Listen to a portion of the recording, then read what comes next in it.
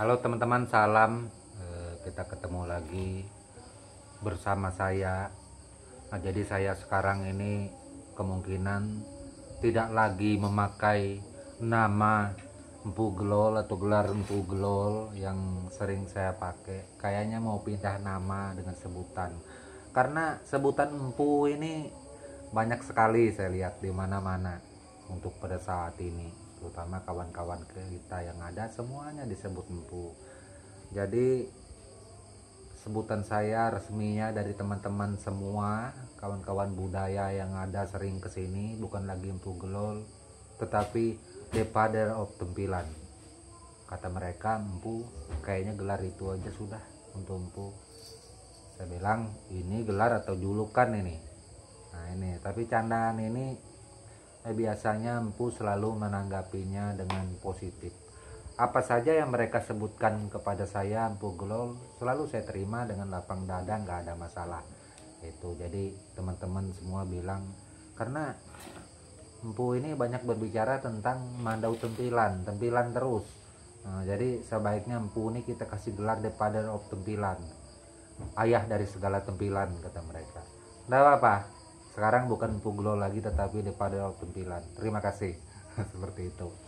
Nah, jadi ada saudara kita yang bertanya-tanya tentang masalah mandau, terutama mandaunya dalam pekerjaannya pada mulai kemarin hingga detik ini. Nah, jadi pada malam ini Empu akan mengulasnya melalui channel YouTube ini. Seperti itu. Jadi di samping ada pertanyaan dari saudara kita, ya Empu pikir sebaiknya Empu sampaikan di channel seperti ini. Bukan maksud apa-apa, paling enggak untuk berbagi dengan saudara kita yang lain supaya pengalaman ini juga didapat dengan saudara-saudara kita yang lain. Kita saling berbagi tentang hal mengenai mandau ini. Artinya yang bagus ataupun tidak bagus ataupun jelek apapun kita sama-sama, karena kita adalah sisa-sisa orang. Kenapa sisa-sisa orang yang masih menggeluti pekerjaan seperti ini, pekerjaan lama, pekerjaan yang dilakukan oleh orang-orang tua dulu seperti itu. Nah, jadi ini mandau saudara kita katanya sudah menonton konten channelnya Empu.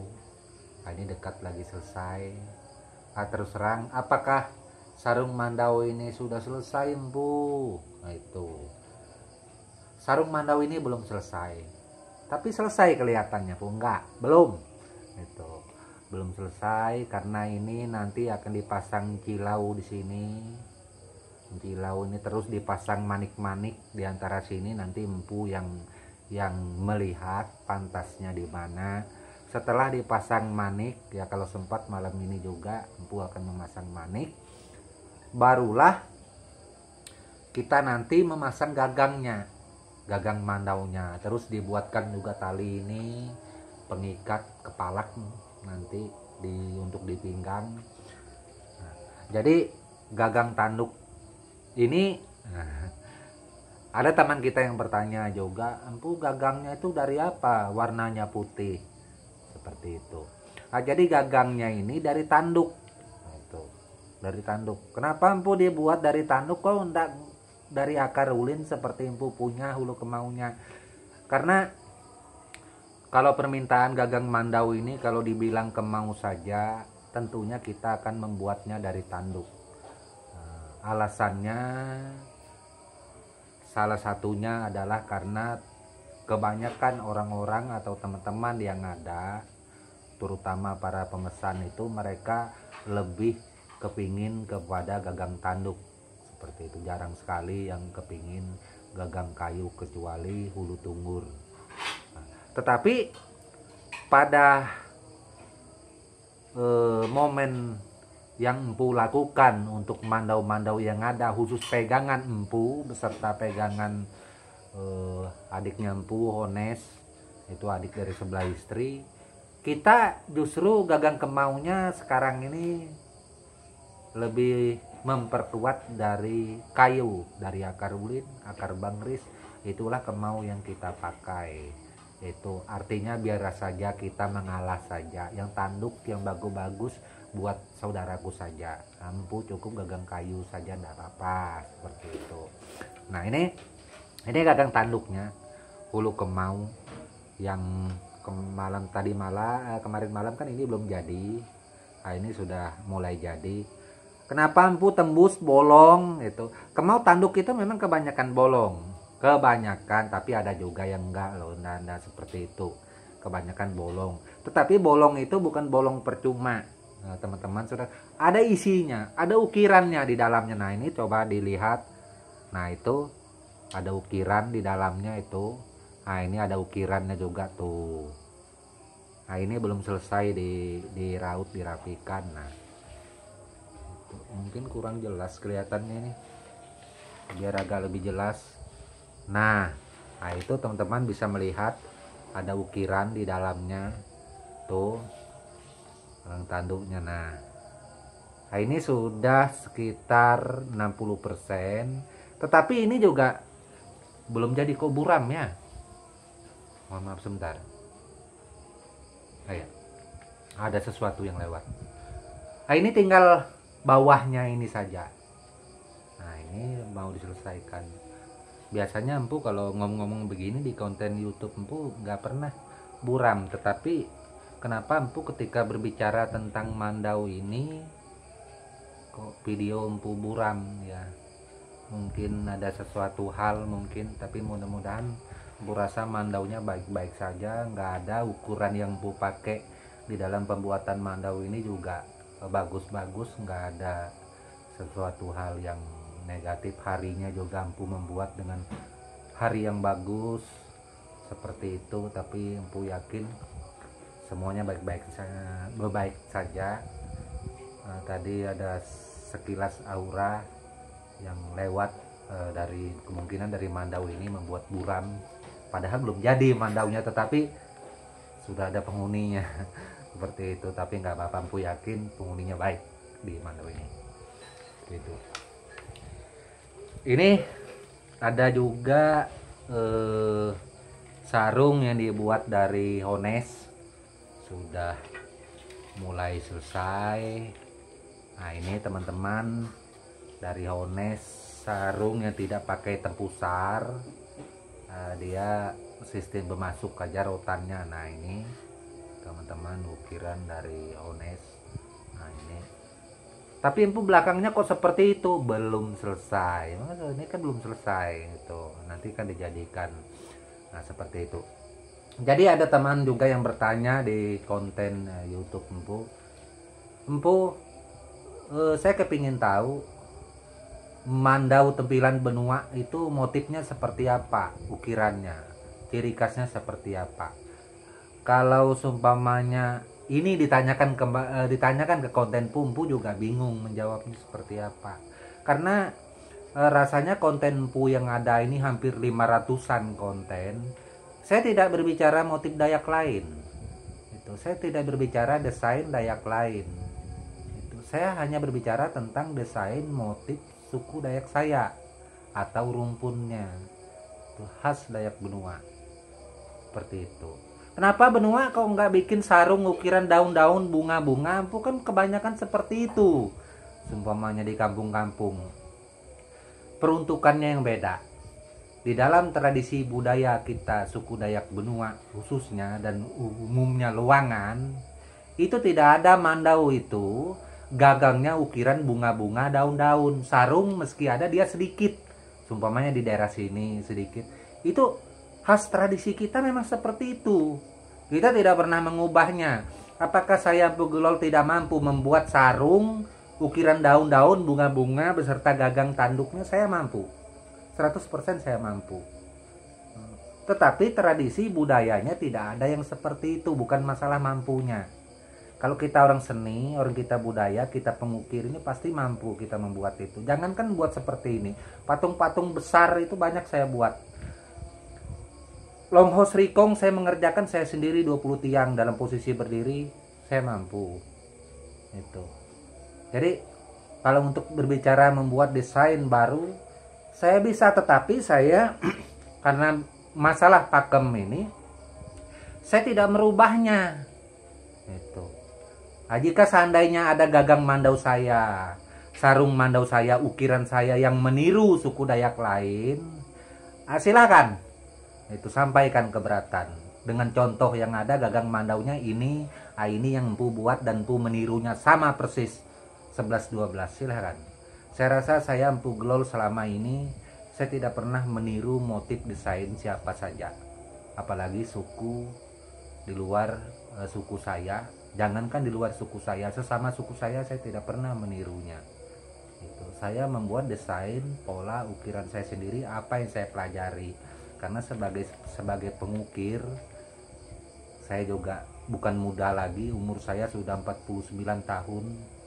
Itu saya juga tidak merasa mumpuni, tetapi saya membuat sesuatu hal yang kepingin bahwa saya mempunyai karya.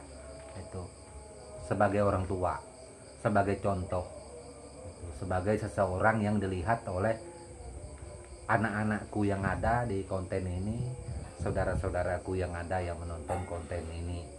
Nah, seperti itu. Tapi empu tidak melarang bagi siapa saja yang kepingin meniru karya empu. Karya daripada tempilan silahkan ditiru, nggak apa-apa.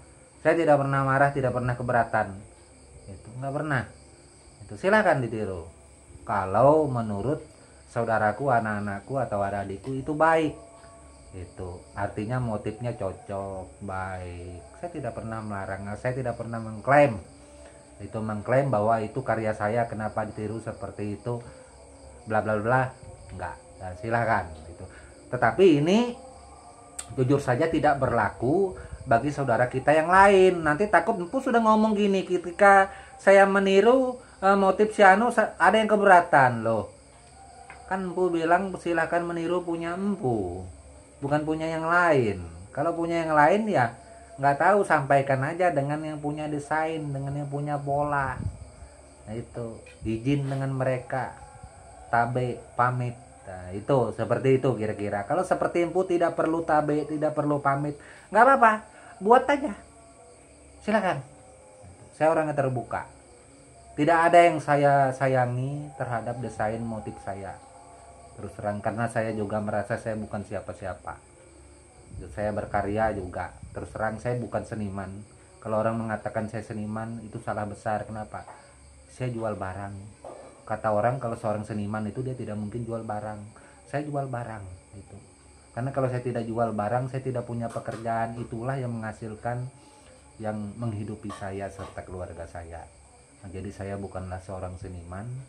Saya adalah seseorang yang mengejar kebutuhan hidup demi sesuap nasi, seperti itu. Saya juga tidak pernah membanggakan atas karya-karya saya, tidak pernah. Orang bilang jelek sekalipun terima kasih, saya juga tidak pernah bilang bagus. Ada kesalahan terhadap karya saya seumpamanya, silahkan kembalikan, saya tidak apa-apa.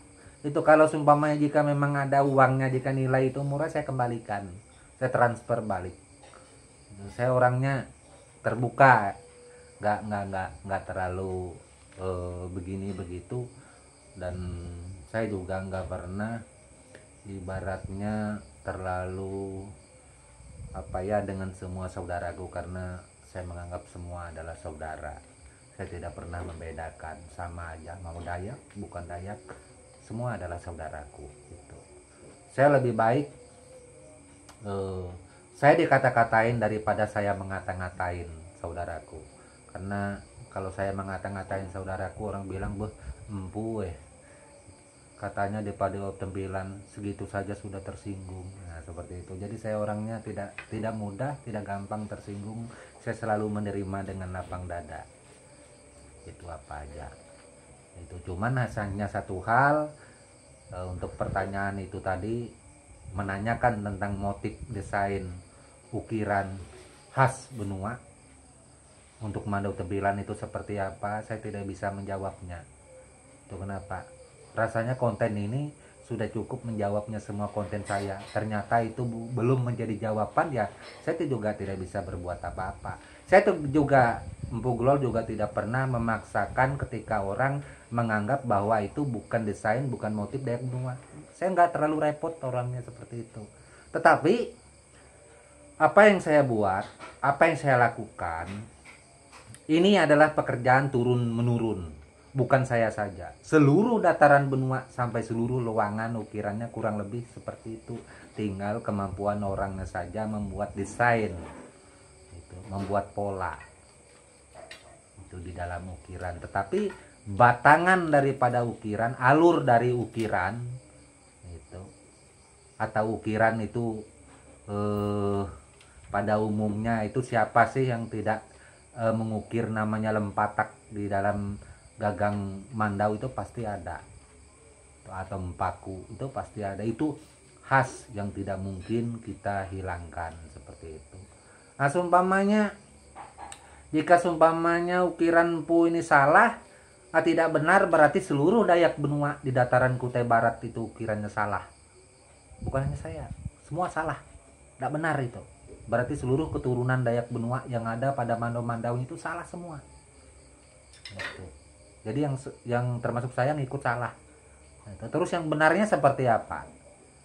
Gitu. Kalau seumpamanya ada yang menganggap salah, silakan tunjukkan, carikan mandau benua 10 biji menurut kriteria di luar daripada ukiran yang Empu pakai. Tunjukkan kepada Empu, biar saya beserta kawan-kawan budaya yang ada, terutama kita dari suku Dayak Benua, untuk keseluruhan bisa merubahnya. Bahwa kita selama ini salah, bahwa datuk leluhur kita salah meniru punya orang. Kita akan merubahnya. Carikan 10 aja. Seperti apa ukirannya? Kira-kira seperti itu. Itu. Saya ini orangnya terlalu repot. Kalau memang ukiran saya salah, saya rubah. Itu. Tapi harus bisa dibuktikan. Kalau nggak bisa dibuktikan, membuat hoax. Nah, ini yang bermasalah. Kenapa bermasalah? Berarti ada sesuatu hal yang membuat kurang bagus. Itu. Kita mengatakan itu salah, tapi kita tidak bisa membuktikan. Tetapi kita tidak bisa memberikan contoh yang benar seperti itu. Seperti saya, kalau saya menyalahkan sesuatu, saya bisa memberikan contoh seperti ini yang benar. Itu. Seperti itu. Nah, terus umpamanya kalau diambil, wah harus seperti belontang, harus seperti tempelak, harus seperti lungun, harus seperti ukiran lamin. Nah, itu kan beda lagi, tempatnya bukan di mandau. Yang saya maksud di mandaunya. Itu seperti apa? Itu boleh dicari di Kutai Barat, bawa ke saya. Itu nanti saya akan merubah. Saya bikin ukiran daun-daun, bunga-bunga di hulu mandau. Seperti itu kira-kira. Saya orang yang tidak terlalu repot. Saya orangnya tidak terlalu bersikeras. Itu kalau memang salah, saya rubah. Dan bukan saya saja merubah, seluruh pengukir Dayak Benua di Kutai Barat, terutama pembuat mandau, itu harus merubahnya semua karena salah. Kira-kira seperti itu. Nah, ini ya, mudah-mudahan jangan sampai hal ini menjadi sesuatu hal yang kurang baik sebenarnya. Seperti itu. Tetap Empu harap apa yang Empu sampaikan ini sifatnya adalah mengedukasi, ini sifatnya adalah pembelajaran atau ilmu buat semua saudaraku. Nah, jadi apabila ada sesuatu hal yang disampaikan yang sifatnya tanda tanya, jangan terlalu diyakini dulu, karena bisa saja itu adalah termasuk daripada hoax. Seperti itu. Kita harus lihat di lapangan seperti apa. Oke, mungkin hanya itu saja yang Empu sampaikan. Semoga bermanfaat dan berguna bagi kita semua. Seperti biasa, mohon maaf kalau ada perkataan yang salah. Kalau ada sesuatu hal yang Empu sampaikan tidak benar, bukan tidak benar, maksudnya kalau ada sesuatu hal yang Empu sampaikan menyakitkan saudaraku semua, Empu juga menyadari adalah manusia biasa yang penuh dengan kekurangan seperti itu. Sekali lagi mohon maaf. Salam budaya dan tabe untuk kita semua. Amin.